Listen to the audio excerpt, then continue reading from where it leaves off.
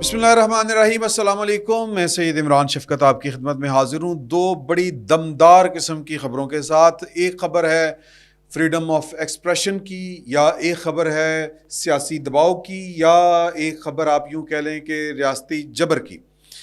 पता नहीं है या नहीं है, अब ये एक अहम सवाल है इसके ऊपर। और दूसरी ख़बर है जनाब नवाज शरीफ साहब की वापसी से मुतल्लिक जो शुकूक व शुबहात पैदा हो रहे थे वो अभी तक ख़त्म नहीं हुए। हालांकि शहबाज शरीफ साहब जो हैं उन्होंने एक प्रेस कॉन्फ्रेंस में ख़िताब करते हुए एक कहा कि जी कि ये जो बार बार सवाल होता है कि नवाज शरीफ साहब वापस आ रहे हैं कि नहीं आ रहे, इसके ऊपर और फिर उसके से जुड़ी सारी चीज़ें हैं। और क्या नवाज शरीफ साहब वापस आ रहे हैं, क्या नवाज शरीफ साहब वापस आके या मैं यूँ कहूँ कि सादा अल्फाज में कि कहीं नवाज शरीफ साहब को किसी दाम में फंसाने की कोशिश तो नहीं हो रही। ये सारी बातें हैं, इनके ऊपर जो है वो बड़ी डिटेल में बात करने की ज़रूरत है।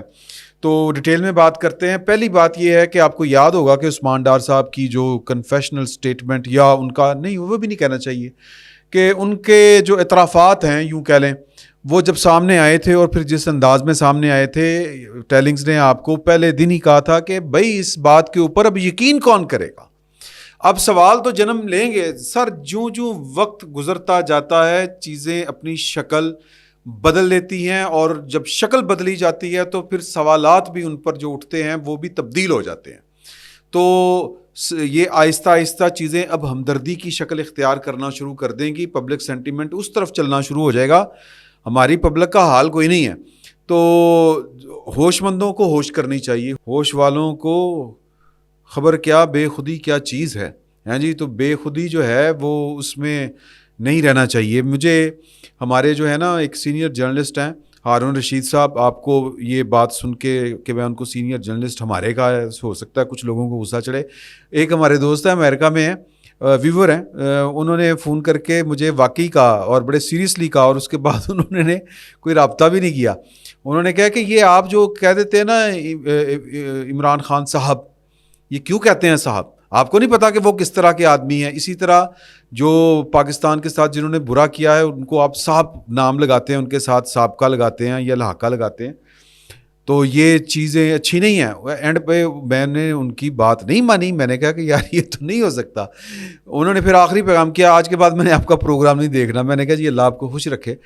तो कुछ लोगों को एतराज़ होगा, हारून रशीद साहब हमारे बुज़ुर्ग हैं, तो उन्होंने एक बात कही थी, मैं वो आपको वो बात बताना चाहता हूँ। क्योंकि मियाँ आमिर साहब को किसी ने कोई मशवरा दिया, हम उन दिनों दुनिया टीवी में थे, तो ये बात जो है वो हारून रशीद साहब से जो है वो मंसूब की जाती है। तो उन्होंने मशवरा देने वाले को, मियाँ आमिर साहब को, उन्होंने कहा कि यार तू क्यों मशवरा देता।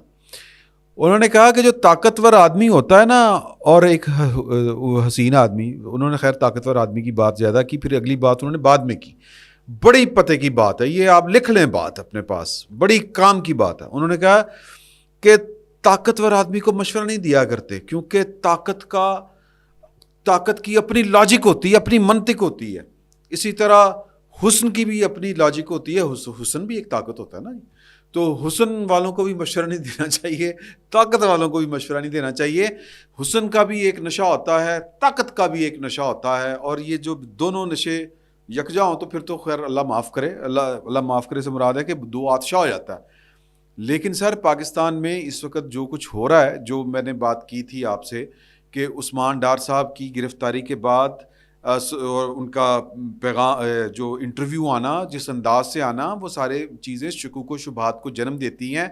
मैंने गुड फेथ में आपको कुछ पर्सनल इन्फॉर्मेशन आपके साथ शेयर की थी, उसके बावजूद ये एतराज़ उठता था, उठता है और उठ रहा है कि यार के ये सब कुछ अब क्यों वेले दी नमाज के वेले दी टकरा।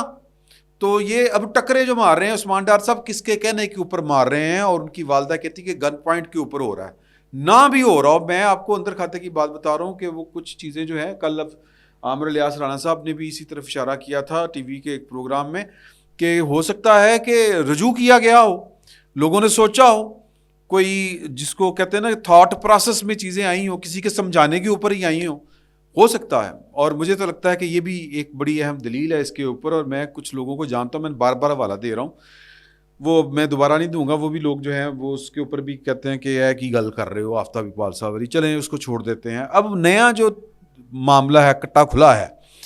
وہ جناب کٹا کھلا ہے ہمارے جو سینئر جرنلسٹ ہیں جناب مظہر عباس صاحب، ان کے ایک ٹویٹ سے. ٹویٹ ان کا میں نے یہ موٹے موٹے حروف میں کہ نہ لگانی پڑے وہ میں نے نکال لیا ہے. خبریں یہ چل رہی تھیں کہ صداقت عباسی صاحب کا بھی جو کنفیشنل انٹرویو ہے وہ آئے گا، یعنی کہ وہ ہوتا نہیں کہ جرم قبول کرنے والا افسوس کے اظہار والا عثمان ڈار صاحب ٹائپ کا ہوتا ہے. خواجہ آصف صاحب نے کل فیصلہ عوام کا میرا خیال ہے پروگرام ہے آسماں شرازی صاحبہ کا، اس میں انہوں نے بیٹھ کے کہا کہ جو ان کی باڈی لینگویج تھی اپنے عثمان ڈار صاحب کی، ان کو تو دیکھ کے نہیں لگ رہا کہ وہ کسی دباؤ میں ہیں. وہ جتنے یقین کے ساتھ جتنے کانفیڈنس کے ساتھ وہ بات کر رہے ہیں، تو گھبرایا ہوا آدمی اور مجبور آدمی تو اس انداز سے گفتگو نہیں کرتا، اس کی باڈی لینگویج یہ نہیں ہوتی. درست بات ہے لیکن سر موقع کیوں ملے کسی کو بات کرنے کا؟ تو موقع پھر اس طرح ملتے ہیں جب طاقت اپنے مزاج کے مطابق اپنی منطق کے ساتھ چلتی ہے تو پھر وہ کسی کے مشورے نہیں سنتی. جب حسن والے وہ لونڈے لپاڑوں کی گلی سے گزرتے ہیں تو سوری ٹو سے یہ والی بات کرتے ہوئے تو ہو سکتا ہے کہ ان کو اچھا لگتا ہو وہاں سے گزرنا، لوگوں کو تڑفانا. تو خیر ہم بات کہیں سے کہیں چلی جائے گی، جوانی کے دور میں چلی جائے گی، چھوڑ دیتے ہیں اس بات کو. مظہر عباس صاحب نے صداقت عباسی صاحب کے انٹرویو کا چرچا تھا کہ وہ بھی آنے والا ہے، اور انہوں نے پھر ان کے ٹویٹ سے مجھے تو کم از کم یہ پتہ چلا کہ وہ شاید ڈان ٹی وی کے اوپر آنے والا تھا عادل شاہ زیب صاحب کے شو میں. تو انہوں نے کہا ٹویٹ میں تو ان کا نام نہیں لکھا عادل شاہ زیب صاحب کے ساتھ، لیکن سوشل میڈیا کے اوپر اس وقت شور و غوغا ہے، انی پئی ہوئی ہے کہ جناب ہا کار مچی ہوئی ہے. ڈان کو سات سلام سر. ڈان نے ہمیشہ ڈان اور جو ہے جیو، ان دونوں کے علاوہ پاکستان میں جتنی بھی صحافت ہے وہ ان دو اداروں میں ہے، اور یہ جیسی بھی بچی ہے صحافت انہی دو اداروں میں ہے. تو جناب وہ مظہر عباس صاحب فرماتے ہیں کہ what happened on Dawn TV in the name of confessional interview was the direct attack on freedom of expression. I feel sorry for the anchor, but as Dawn kept its tradition of upholding the principles of journalism. یہ سلام کرنا بنتا ہے. انہوں نے جو ان کے statement سے یہ لگتا ہے کہ عادل شاہ زیب صاحب جو ہیں وہ انٹرویو کرنا چاہ رہے تھے، لیکن ڈان ٹی وی نے کہا کہ اے نہیں ہونا. اب اس کے بعد جو ہے وہ باتیں جو ہیں وہ چل رہی ہیں ہماری مارکیٹ میں، ہماری جو صحافیوں کی مارکیٹ ہے اس میں، سوشل میڈیا کے اوپر بھی چل رہی ہیں کہ عادل شاہ زیب صاحب نے کمٹ کر لیا تھا، اور عادل صاحب جو ہیں اور کوئی بھی اینکر جو ہے وہ یہ جو دور ہے نا، یہ جو نفسا نفسی کا عالم ہے، یہ جو دور ہے بھاج دوڑ والا، یہ والا دور جہاں پر وہ بھی انہوں نے بات کی ہے نا. اپنے جو مطیع اللہ جان صاحب ہیں انہوں نے یہ ٹویٹ کیا ہے اور انہوں نے کہا کہ یار کہ بات یہ ہے کہ یہ اس طرح کے فیصلے جو ہیں نا وہ پروڈیوسر اور اینکر کی طرف سے ہونے چاہیے، لیکن جو ریٹ ریس لگی ہوئی ہے نا یہ ریٹنگ والی، اس میں جو ایڈیٹوریل پالیسیز، ججمنٹ اور ایتھکس جو ہیں وہ ذبح ہو گئے ہیں ایک طرح سے. یہ وہ ایگزیکٹلی انہوں نے یہ تو نہیں کہا، لیکن وہ یہی کہنا چاہتے ہیں کمپرومائز ان پہ ہوتا ہے. The anchor owes an explanation to his audience viewers, یعنی کہ اینکر کو بتانا چاہیے، اس کے ذمے ہے کہ کیا ہوا تھا. تو اینکر جو ہے نا سر وہ یہ درست بات ہے کیونکہ جو مالکان ہے نا وہ ریٹنگ کے اوپر ہی کرتے ہیں، لیکن ڈان جو ہے وہ ریٹنگ کے اوپر اتنا نہیں جاتا. یہ بھی اپنی جگہ پر ایک حقیقت ہے کہ اور ایون جیو دی کوئی خیر ویسے ریٹنگ ہی بہت آندی ہے، تو لہٰذا کم ہی ہوتا ہے کہ وہاں پر ریٹنگ نہ آ رہی ہو. اور کچھ میرے جیسے سبز قدم یا خوش قسمت جو لوگ ایسے ہیں، ویسے میں اللہ کا شکر ہے میں ناشکری نہیں کرتا، اللہ تعالیٰ اپنی پناہ میں رکھے، لیکن کچھ لوگوں کی وہاں پہ بھی ریٹنگ نہیں آئی جیو میں بھی. تو جیو میں بھی اگر ریٹنگ نہ آئے تو پھر بندے کو کچھ اور کر لینا چاہیے تھا. تو سوری ان لوگوں کی جہاں پر جن کی جیو پہ ریٹنگ نہیں آئی تھی. تو برحال ریٹنگ والا ایک عجیب سا معاملہ ہے. کچھ لوگوں کے نزدیک یہ ہے ہی نہیں، یہ فراڈ ہے بہت بڑا، کچھ لوگوں کے نزدیک ہے. تو اینکر جو ہیں وہ ریٹنگ کے پیچھے بھاگتے ہیں. وہ اس لیے بھاگتے ہیں کہ 90% ہمارے 99% جو ادارے ہیں وہ ریٹنگ نہ آ رہی ہو تو وہ پھر بزنس نہیں آ رہا ہوتا، بزنس نہ آ رہا ہو تو وہ فارغ کر دیتے ہیں. ہمارا ایک پروگرام تھا سما ٹی وی کے اوپر، اسامہ غازی صاحب جو کرتے تھے، میں ان کا پروڈیوسر تھا. ہمیں ہماری مرضی کرنے نہیں دی جاتی تھی. جو بھی وہاں کی اس وقت کی مینجمنٹ تھی، آج کل تو مینجمنٹ ساری چینج ہو گئی ہے، ایڈیٹوریلی وہ کہتے تھے کہ نہیں نہیں جائے گا، فوج کے خلاف نہیں گل جا سکتی نہ. اور ہمارے جو سی او تھے ان کی پرسنل دوستیاں تھیں عاصم سلیم باجوہ صاحب کے ساتھ. اعظم سلیم باجوہ صاحب کے ساتھ میری محبت بڑی پرانی ہے. تو خیر وہ ہمیں ہماری مرضی، ہمیں ہمارا جو ایڈیٹوریل ایجنڈا ہوتا ہے وہ ٹو نہیں کرنے دیا جاتا تھا، اس پہ عمل نہیں کرنے دیا جاتا تھا. اپنی مرضی سے وہ کہتے تھے ہاں اس پہ کر لیں، پھوکے فیر چلاؤ. پھر ریٹنگ نہیں آئی تھی، سانو فرق کرتا کہ ایسی سر تو. اور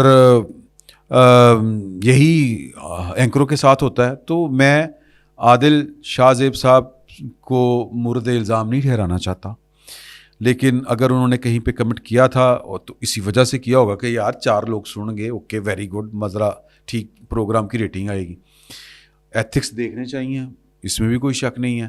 اب خبریں یہ چل رہی ہیں کہ وہ کسی کی تحویل میں لائے جانے تھے یا لائے گئے تھے. کچھ لوگوں کا خیال ہے کہ پروگرام ریکارڈ ہو گیا تھا.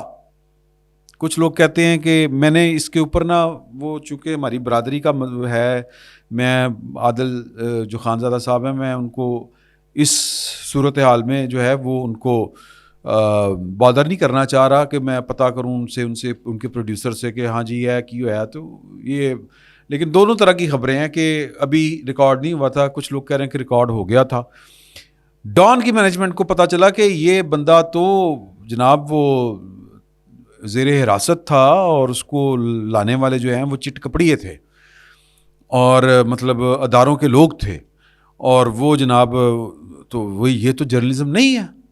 یا تو پھر بچہ، ویسے میرا ذاتی یہ خیال ہے کہ ڈان ٹی وی کو اس کے اوپر ایک ڈیکلیریشن چلانا چاہیے تھا. کوئی صاحب آتے، ان کے ڈائریکٹر پروگرامنگ آتے کہ جی کہ یہ جو سٹیٹمنٹ ہے یہ ہم چلا تو رہے ہیں، لیکن ایک خیال ہے کہ یہ ہمیں یہ لگتا ہے کہ یہ انہوں نے انڈر پریشر کیا ہے، یہ حراست میں تھے، یہ کچھ لوگوں کے ساتھ لائے گئے تھے یا کچھ لوگ ان کو لے کے آئے تھے. اگر ایسا ہے تو یہ بھی ایک طریقہ تھا کہ وہ کر دیا جاتا. تو میرا خیال ہے کہ اگر یہ طریقہ اختیار کیا جاتا تو اس میں زیادہ زہر تھا یا اسٹیٹ انسٹیٹیوشنز کے خلاف، تو اس لیے انہوں نے اوائڈ کیا ہوگا اس کو. تو یہ چل رہی ہے سٹوری. اگین بات وہی آتی ہے کہ سر کے طاقت کو اب کون سمجھائے، طاقت کو کہ اپنی لاجک کے بجائے جو صحیح لاجک ہے اس کے مطابق چلیں. اگر لوگوں نے، پہلی بات تو یہ ہے کہ اگر لوگوں نے توبہ طائب کر بھی لی ہے، اگر آپ کے سمجھانے پہ کوئی سمجھ گیا ہے تو اس کو چھوڑیں، کھلا چھوڑیں. انہیں کہ جا بیٹا موج کر، تمہیں سمجھا دیا، تمہیں بتا دیا، تمہیں ثبوت دکھا دیے ہیں. یہ ثبوت ہم عدالتوں میں بھی دکھائیں گے، آپ کو بھی دکھا دیے ہیں. اگر آپ اس کے باوجود اتنے سارے ثبوت دیکھنے کے باوجود اگر آپ جو ہیں وہ ریاست مخالف بیانیے کو ٹو کریں گے تو پھر ریاست اپنا فیصلہ کرے گی اور قانون کے مطابق کرے گی. قانون جو ہے وہ ہر زندگی کے ہر شعبے کو، ہر جرم کا احاطہ کرتا ہے. ہمارے دلوں کی تسلی نہ ہو وہ ایک علیحدہ بات ہے، وہ انٹائرلی ڈفرینٹ چیز ہے کہ ہم تو انصاف کے بجائے انتقام کے اوپر بطور قوم، ظاہر ہے کہ ادارے جو ہیں وہ اسی قوم کا حصہ ہیں، یہیں سے بنے ہیں، یہیں سے پھوٹے ہیں، یہیں سے نکلے ہیں. تو ہم تو انتقام پہ یقین رکھنے والے لوگ ہیں، ہماری تسلی نہیں ہوتی. ہم تو کہتے ہیں کہ نیل پہنے چاہیے دینا، یہ ہونا چاہیے، وہ ہونا چاہیے، بہرحال چلیں تو، یا پھر قانون اس طرح کا بنا لیں. تو یہ جناب ایک سٹوری چل رہی ہے. تو طاقت کو چاہیے کہ وہ لاجک کے ساتھ چلے، اور لاجک وہ جو زمینی لاجک ہے، وہ لاجک جو ہیومن لاجک ہے، وہ لاجک جو زمانے کو بھانے والی لاجک ہے. ورنہ پھر طاقت کی لاجک کے سامنے لوگ بولتے تو نہیں لیکن مانتے بھی نہیں. اور ہم جس دورائے پہ آ کے کھڑے ہو گئے ہیں یہاں پر لوگوں کا ماننا بڑا ضروری ہے اور دل سے ماننا بڑا ضروری ہے. اس چیز کو، طاقت کو سمجھنا چاہیے. طاقت جہاں پہ بھی لائی کرتی ہے سمجھنا چاہیے اس کو. یہ مسئلہ ہو گیا لمبا، اور ہم آتے ہیں نواز شریف صاحب کے اوپر. نواز شریف صاحب کی میڈیکل رپورٹ آ گئی ہے اور خبریں ہیں کہ 2 دھڑے ہیں. ایک دھڑا ہے نون لیگ کے اندر جو کہتا ہے اور کہ جی کہ یہ بڑے جتن کر کے جب ہم نے کہا تھا کہ عمران خان کو آپ سنبھالیں گے تو پھر سارا کچھ سنبھالیں گے کہ جو ڈینٹ ڈنٹ پڑ گئے ہیں، جو کام کوئی بھی پولیٹیکل گورنمنٹ آ کے نہیں کر سکتی، وہ سارے کام اس دوران کریں گے آپ. اور جو اسحاق ڈار صاحب ہیں انہوں نے بھی کچھ اس طرح کی سٹیٹمنٹ دی ہے کہ نگران حکومت کو ہم نے 6-7 माह के लिए आना था। हाज़िरी डंग टपाऊ वाली ये हुकूमत नहीं हो सकती थी। इसको हमने कानून साज़ी करके इख्तियारात दिए थे, यानी कि सारे टीड़े काम निकालने थे। तो स्कीम ऑफ द थिंग्स में जो कह लें कि जो भी वो सेटिंग हो रही थी, जिसको आम ज़ुबान में कहते हैं मिली भगत, इस मिली भगत में पीपल्स पार्टी भी शामिल थी, नून लीग भी शामिल थी। इलेक्शन डिले का मामला पीपल्स पार्टी को भी पता था, नून लीग को भी पता था। क्यों पता था? कि जो काम पाकिस्तान की इस्टेब्लिशमेंट ने अपने हाथों से सर अंजाम दिए थे, जो पाकिस्तान को महंगे पड़ गए, उल्टे पड़ गए, उनको रिवर्स बैक करना था। तो रिवर्स बैक करने के लिए नवाज शरीफ साहब को कहा जा रहा है ये टाइम नहीं है, ये लोग साढ़े खिलाफ ने, आप वहीं पे रहें। एक बहुत बड़ा धड़ा ये कह रहा है। दूसरा धड़ा कह रहा है कि फैसला नवाज शरीफ था, और ये धड़ा बहुत छोटा है। मैं गिनती पर अगर नाम गिनना चाहूँ तो मेरा ख्याल 5-6 से नाम ज़्यादा इतनी बड़ी पार्टी में ये पाए नहीं जा रहे, मिल नहीं रहे। तो ये कह रहे हैं कि नहीं, नवाज शरीफ साहब अगर सोच रहे हैं कि वापस आना चाहिए, आना चाहिए, एंटी इस्टेब्लिशमेंट बयानियाँ लेना चाहिए। अच्छा, एंटी इस्टेब्लिशमेंट बयानियाँ इन हालात में मुझे लगता है कि शायद मुझे ये लगता है कि ये बिट्रे होगा उस डील का या उस मिली भगत का जो आपने इन सब ने मिलके की थी, कि इमरान खान समेत दीगर मामला जिन पर पॉलिटिकल गवर्नमेंट्स हाथ नहीं डाल पाती, वो इस टन्योर में आप करेंगे, रिवर्स बैक करेंगे, उसके बाद हम पाकिस्तान को संभालेंगे, चलाएंगे। लंबी बहस हो जाएगी। किस्सा मुख्तसर के ये दो तरह की थाट्स हैं। आज नवाज शरीफ साहब की तरफ से मेडिकल रिपोर्ट जमा करवाई गई है, जिसका एक मतलब ये है कि जनाब अली के नवाज शरीफ साहब वापस आ रहे हैं और अदालत को समझाने की बुझाने की कोशिश कर रहे हैं कि वाकई बीमार थे, और शायद कोई जो है वो बेल बिफोर अरेस्ट या प्रोटेक्टिव बेल की कोई कोशिश की जाए। शहबाज शरीफ साहब ने प्रेस कॉन्फ्रेंस करते हुए कहा कि ये बार बार सवाल नहीं करना चाहिए। कुछ लोग कहते हैं कि नवाज शरीफ साहब जब मिथ लें, टुक लें, कोई फैसला जो है वो कर लें, तो फिर वो किसी की नहीं सुनते।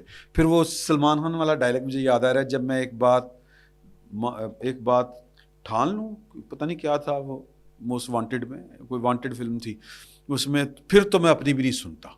तो फिर नवाज शरीफ साहब अपनी भी नहीं सुनते, फिर वो सलमान खान वाले स्टाइल हो जाता है उनका। तो वो कहते हैं 12 अक्टूबर को भी उन्होंने ये कुछ किया था, जब उन्होंने तय कर लिया दुनिया रोकती रहेगी, उन्होंने परवेज़ मुशर्रफ साहब को उड़ा कर रख दिया था। फिर जब परवेज़ मुशर्रफ के दौर में उनको वापस आना था, उन्होंने सऊदी अरब की नहीं सुनी थी, वापस आए थे, चाहे भेज दिए गए।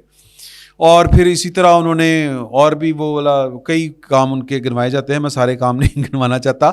आखिरी काम ये जो था नया चीफ ऑफ आर्मी स्टाफ लगाने वाला मामला, इस पर भी सारी दुनिया कुछ कह रही थी। नवाज शरीफ साहब बस खुलोए हुए थे, खड़े हुए थे, डटे हुए थे, नहीं, सीनियर मोस्ट सारे काम करके वेले ये भी करके देख लेंगे। तो नवाज शरीफ साहब वापस आ रहे हैं, लेकिन कुछ जो कहते हैं ना, क्या उनको कहते हैं, नुक्ताची हैं जी, वो कहते हैं कि जी के नवाज शरीफ साहब को कहीं दाना तो नहीं डाला जा रहा कि आ जाएं, और जब वो आ जाएं तो पकड़ के उनको भी बंदर बंद कर दें। अल्ताफ़ हुसैन साहब का मामला और है, बाकी पाकिस्तान की जो पॉलिटिकल क्लास है, जो ज़ियाउल हक साहब के दौर के बाद मंजर आम पर या तो आई या कुछ लाई गई, वो सारी की सारी जो है उससे छुटकारा पाना मकसूद हो। और इमरान खान साहब जो हैं वो तो अंदर हैं, तो बाकियों को भी अंदर करें, और जनाब फिर एक नई पॉलिटिकल क्लास, एक नया दौर, एक नया पाकिस्तान वो जन्म लिए, जो जिस तरह 85 की असम्बली से जन्म लिया था। इस तरह की बातें हैं, और ये बातें बदगुमान लोग ज़्यादा फैलाते हैं। मुझे लगता है कि नवाज शरीफ साहब वापस आ रहे हैं, और वो जेल जाने के लिए या जेल में बहुत अरसा बैठे रहने के लिए नहीं आ रहे, बल्कि जेल जाने के लिए आ ही नहीं रहे। तो चीज़ें जो हैं वो उनकी फेवर में चल रही हैं, मुझे ये लगता है। ख्याल गलत हो सकता है, तज़िया भी गलत हो सकता है। सियासत में कोई हरफ आखिर नहीं होता, और कोई ख्याल जो है वो मुकम्मल नहीं होता।